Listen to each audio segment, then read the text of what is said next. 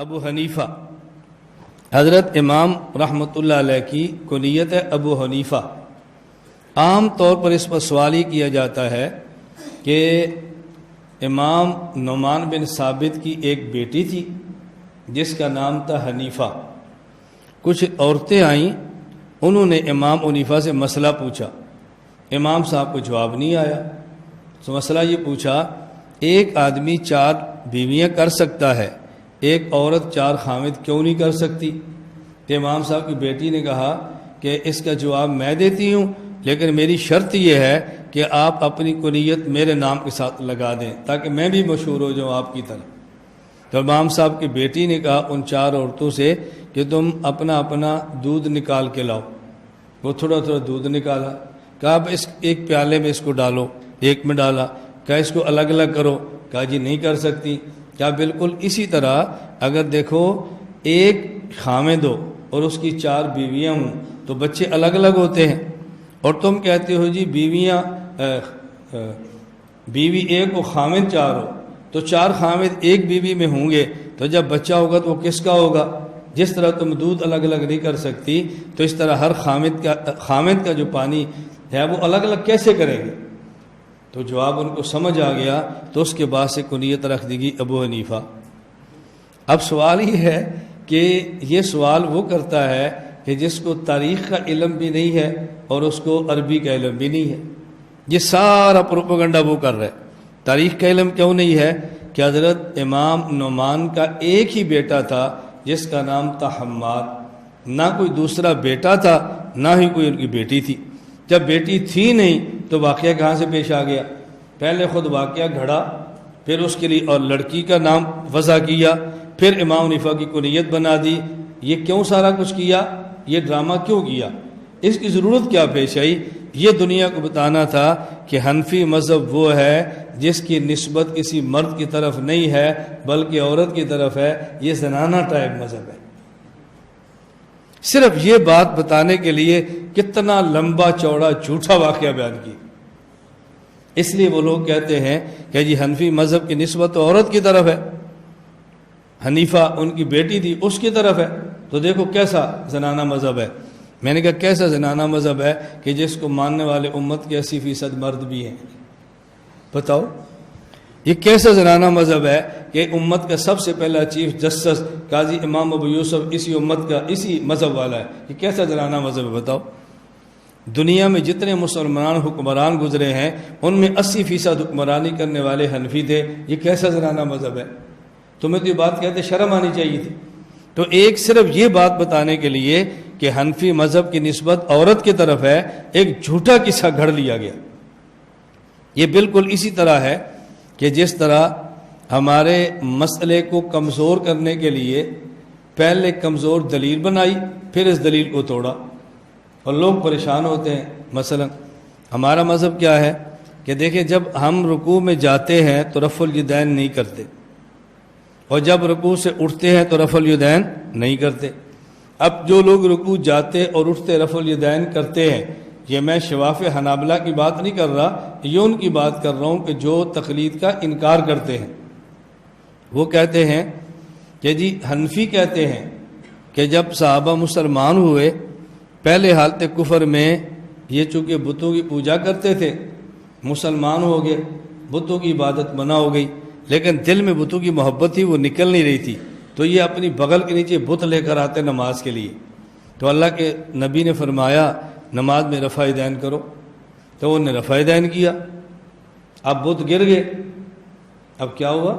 جی بت گرتے تھے اس لیے لاتے تھے، تو حنفی کہتے ہیں کہ اپنی بغلوں کے اندر بت لے کر آتے تھے اور ان کو حکم تھا کہ آپ نہ رفع یدین کرو شروع میں، اور جب بعد میں وہ عادی ہو گئے بت نہ لانے کے، دل سے بتوں کی محبت اتر گئی، تو اللہ پاک نے رکوع و رفع یدین ختم کرا دیا۔ یہ کون کہتے ہیں؟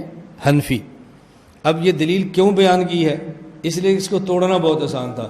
کہتے ہیں لو حنفیوں کی عجیب دلیل ہے کہ شروع میں بت ہوتے تھے بغل میں، اس رفع الیدین شروع میں بھی ہوتا تھا، رکوع میں بھی ہوتا تھا، اٹھتے وقت بھی ہوتا تھا، اور جب بتوں کی محبت دل سے گزر گئی، اسلام پہ پکے ہو گئے، تو رکوع و رفع الیدین اللہ نے ختم فرما دیا۔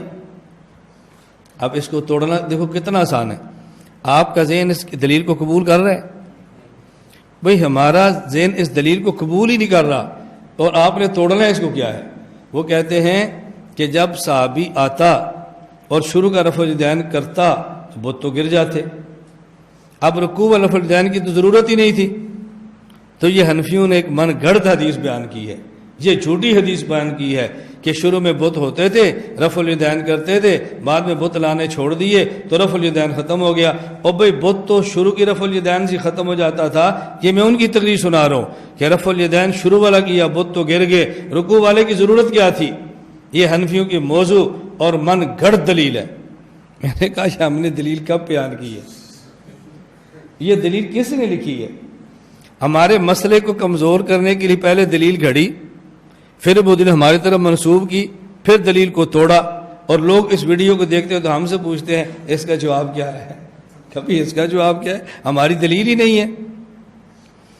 تو یہ کہنا تھا کہ حنفی مذہب عورتوں کی طرف منسوب ہے، اس کے لیے پہلے امام حنیفہ کی بیٹی ثابت کی، پھر ایک جھوٹا قصہ گڑھا، اور پھر بعد میں اعلان کر دیا کہ دیکھو یہ حنفی مذہب عورتوں کی طرف منسوب ہے۔ کیسا مذہب؟ اب میری بات سمجھ آ رہی ہے؟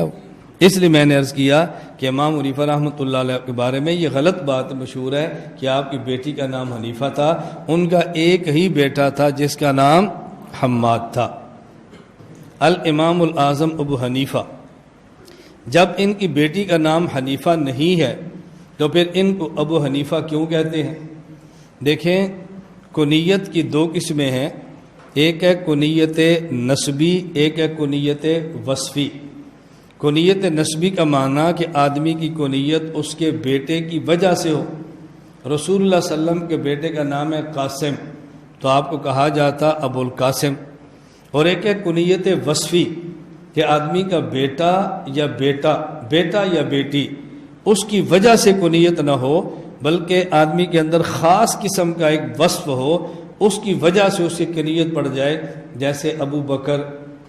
اب ان کے بیٹے کا نام بکر نہیں ہے، لیکن آپ کہتے ہیں ان کو ابو بکر ہیں۔ رسول اللہ صلی اللہ علیہ وسلم کے بیٹے کا نام ہے قاسم، کہتے ہیں ابو القاسم، یہ کنیت نسبی ہے۔ صدیق کے بیٹے کا نام بکر نہیں ہے، لیکن کہتے ہیں ابو بکر، بیٹا تو عبد الرحمن ہے، کہتے ہیں ابو بکر، یہ کنیت نسبی نہیں ہے، یہ کنیت وصفی ہے۔ حضرت علی رضی اللہ عنہ بیٹے کا نام ہے حسن، اور کہتے ہیں ابو تراب کہتے ہیں مٹی کو، یہ کنیت نسبی نہیں ہے، کنیت وصفی ہے۔ ابو ہریرہ، اب ان کے ہریرہ کو بیٹی کا نام نہیں ہے، اپنا نام تو تھا ان کا عبد الرحمن، لیکن کہتے ہیں نا ابو ہریرہ کا باپ، یہ آپ کی کنیت نسبی نہیں ہے، بلکہ کنیت آپ کی یہ وصفی ہے۔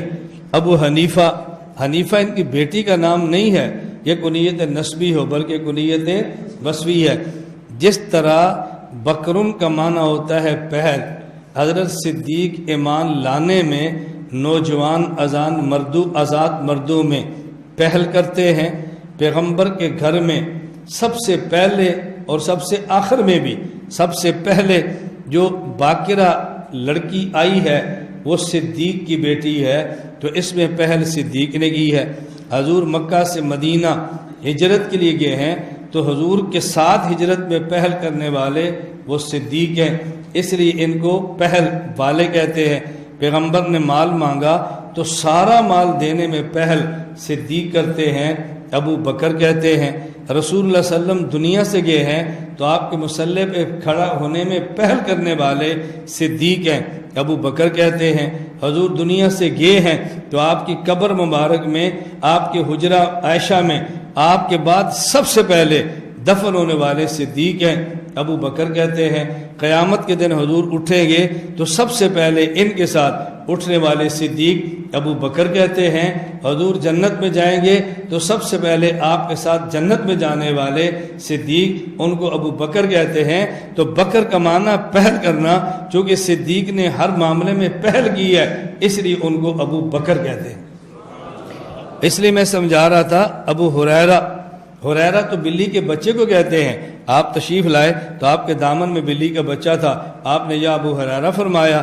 ہریرہ بلی کے بچے والے، یہ نہیں کہ بلی کے بچے کا باپ، بالکل اسی طرح حضور گھر تشریف لے گئے ہیں، علی اور مرتضیٰ نہیں ہے، علی کے گھر گئے ہیں تو گھر پہ نہیں تھے، مسجد میں دیکھا تو حضرت علی المرتضیٰ رضی اللہ عنہ لیٹے ہوئے تھے، قمیص مبارک جسم پہ نہیں تھی تو مٹی لگی تھی، آپ نے فرمایا قم یا ابا ترابن، اے مٹی والے کھڑا ہو جا، یہ کنیت وصفی ہے۔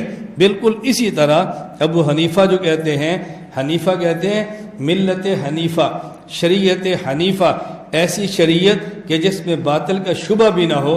اللہ قرآن کریم میں فرماتے ہیں ما کان ابراہیم یہودیا ولا نصرانیہ ولکن کان حنیفا مسلمہ وما کان من المشرکین۔ یہودی کہتے ہیں ہمارے ہیں، عیسائی کہتے ہیں ہمارے ہیں، مشرک کہتے ہیں ہمارے ہیں۔ اللہ نے فرمایا نہ یہودی تھے، نہ وہ عیسائی تھے، نہ ہی مشرک تھے، ولیکن کان حنیفا، وہ تو حنیف تھے یعنی خالص تھے، ان میں باطل کا شبہ بھی نہیں تھا۔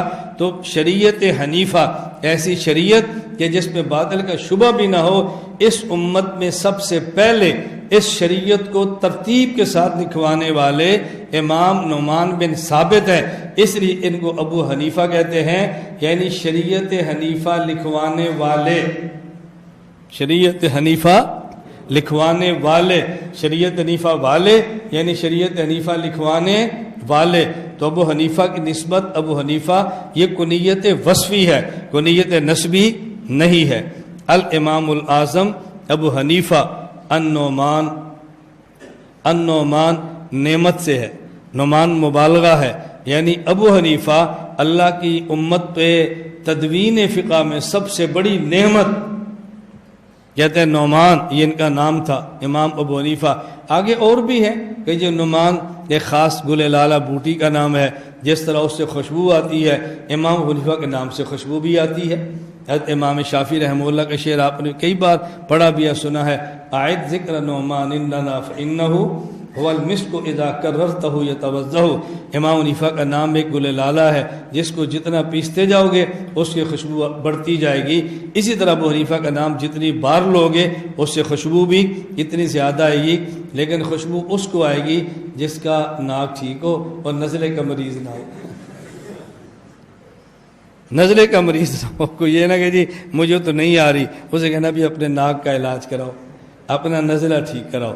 رسول اللہ صلی اللہ علیہ وسلم کا چہرہ حضرت بلال دیکھتے ہیں، فرماتے ہیں مجھے یوں لگتا کہ جیسے آپ کے چہرے پر چاند اتر آیا ہے۔